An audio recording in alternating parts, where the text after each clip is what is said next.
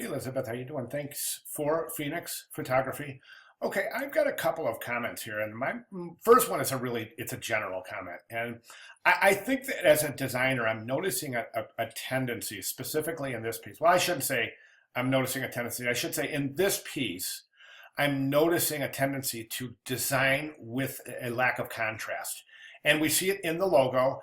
And we also see that in the relationship to the logo to the background page. The logo itself is using receding colors right down to the gray photography and the muted bird.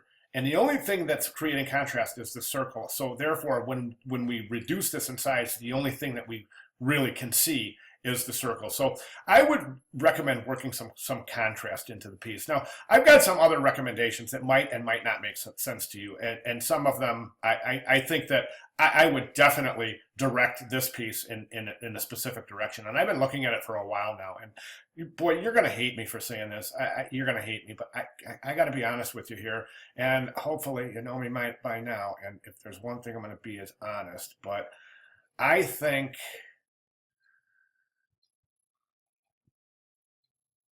this is a better logo. I do. I think it's more versatile. I think it's much more balanced. It's got a more, the mechanics are just more comfortable. This logo it's off balance. The Phoenix over on the side makes the whole thing lean. So it almost is like flopping over this way. The relationship between the bird and the Phoenix is really peculiar because as the bird's eye would lead to the Phoenix, it doesn't. It just kind of goes like this. It makes the eye go like this. Anytime we see a creature with an eye, that's going to be where we look. All right. So be expected that this is going to be a focal point. This is clearly a bird, right? So we want to kind of exploit that by using that line as a natural guideline. And I think right there, it's just perfect. It's such a good logo here, and here it's just not as strong. Okay, so let's go through the pieces and I'll give you my comments. As far as, listen, I'm going to take this a step further, and I'm going to go ahead and say that this logo right here, boy. Well, yeah, that's what happened over here, though. What is this? Let's see. Oh, it just looks like that. What is that right there? Hope you can see that. What is that? Right there, there's a mistake. There's something going on right there that shouldn't be there. So that would be need to get fixed up. See what I'm saying right there? Okay. Okay, so back to, got the company profile. That's awesome. Logo. Great. Let's take a look at logo misuse. You're describing the logo. Let's see what you're saying. Direct representation of the name. Indeed. Yes. Okay, let me just show you what I was talking about lack of contrast. So when we back off like this, okay, so meaning that we're kind of mimicking the situation of seeing this logo at a distance. And you can see that as using these muted colors, it's at that point, it's just, you can't even see it anymore. So that's when I was talking about contrast. I wonder if we can add some contrast maybe to the bird, the Phoenix. I don't know. Work that out. Think about it. Let's go ahead and take a look at the actual presentation itself. I would not use a gradient background. I think that's really a mistake. It's just taken away from your work. It's adding another meaning to the page. Now, keep in mind, every time you add something else to a page, it takes away from what's already on the page. So by adding a gradient background, it's just, number one, it's just not needed. Number two, it's actually taking away from your work. All right, let's take a look at where did we leave off? We left off. We got that no, you can't use it this way. We got the alternate logos. I talked about that. I would not give this as an alternate logo because you're implying that it has to be used as this square shape, which is going to be extremely, extremely unversatile. So keep that in mind. Okay, so you have black and white and grayscale.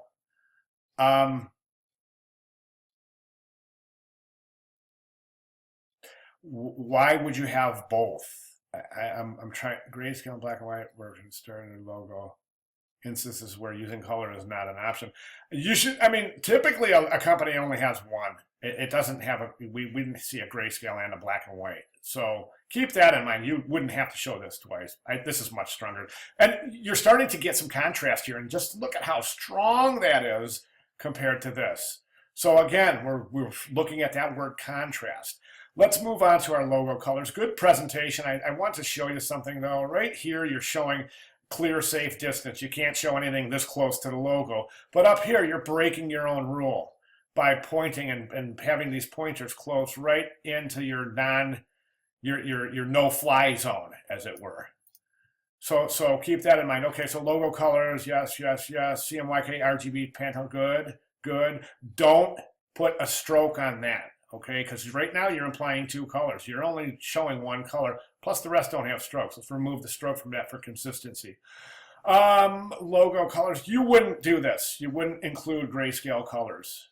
You wouldn't have to, because they're, number one, they're going to be one of 256 shades of gray.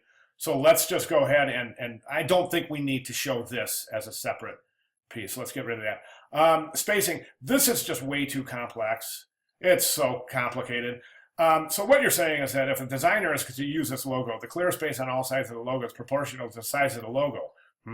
The distance from the tip of the camera to the shutter to the top of the P of the Phoenix is used as a measurement. This is equal to 1/5 of the... Okay, wait a second. As a designer, I'm going, why are you making this so hard for me? Just take up the P and put it right here and say, okay, there's your clear distance. It's the size of the P. Or you see what I'm saying? Or the size of the bird. I don't know, maybe the size of one of the diamonds. But don't make anybody try to do any math, please. It's just, it won't work like that. And that's not how it's done. So typically we take a section of the logo and we use that to delineate or to show this clear distance. Okay, yeah, that math that's tough. That's tough. Typeface is good. Might even be showing these a little small. But it's fine. Stationery, you got your letterhead and your envelope. Now, one thing is that, okay, I would not use a watermark on a letterhead. I think it's just so old school. It's I'll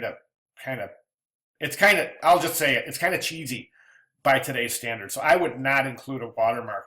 The logo itself right now, I think you're too close to the corner of the page. You're almost into a no print zone. I would say logo, something like that. Okay, and what I would recommend is instead of putting the address over here, which right now is in direct competition with your logo, by the way. Okay, where do you want me to look? Where do you want me to look? You see what I'm saying? Especially with the lines. What I would do is I'd leave the logo up there alone. Then I would take the contact information, and I would just span it on the bottom of the page like that. And typeset it nicely, you know. But that way you got the whole page. Makes it much more versatile, and you could use it for invoices and all sorts of different stuff. The envelope itself, you wouldn't include your email or your telephone number on a envelope, just the return address. This envelope, by the way, is not indicative of a number 10 envelope. The relationship, the scale is off. So you would want to check that. Number 10 envelope is like 9 inches by, let's look it up. It's easy to find. And this is just a really weird relationship here. It's inconsistent.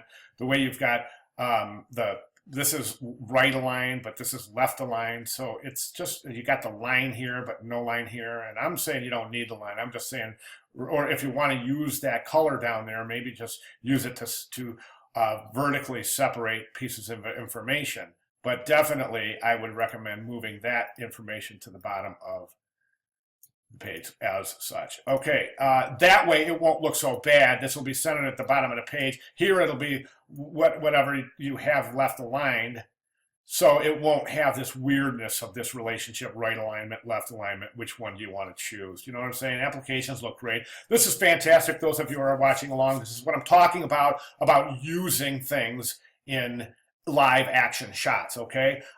Here we have the word contrast again. Elizabeth, you're using the same receding blue. So as this, and as in a billboard, this is really huge because from a distance, can't read it. Okay, and that billboard, by the way, I would use one. I would, maybe use create 3 billboards, one with the baby, one with the weddings, and one with the senior. But don't try to add all 3 in the same billboard. It's just too much information. Presumably, you're on a billboard, you're in a vehicle moving, so you're not going to have really, there's no chance to see everything. So you want to say it quick. maybe at the baby over there, and then baby prints or baby photos or something. You know what I'm saying? Just think about that. Maybe turn that into 3 different applications instead of 1. This looks fantastic. Nice job there. I think the type itself is encroaching on the logo. So again, you're breaking your own branding by encroaching on your logo. So watch that. I think this is too much. I think with the color in the background, I would just, if you want to use a two-sided logo, maybe just present the logo itself. And this logo is different. Oh, I see. It's not the logo. It's that watermark thing. Okay. I would definitely use the logo on the business card. Yes. Yeah, definitely. Okay.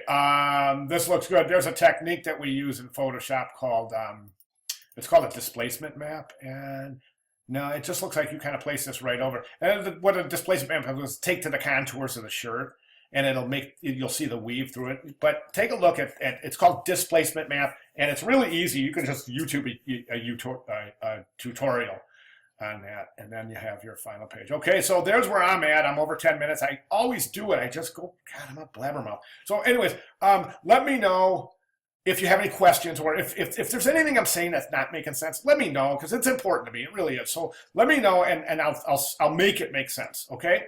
Yeah, let me know. Okay, thanks. Good job.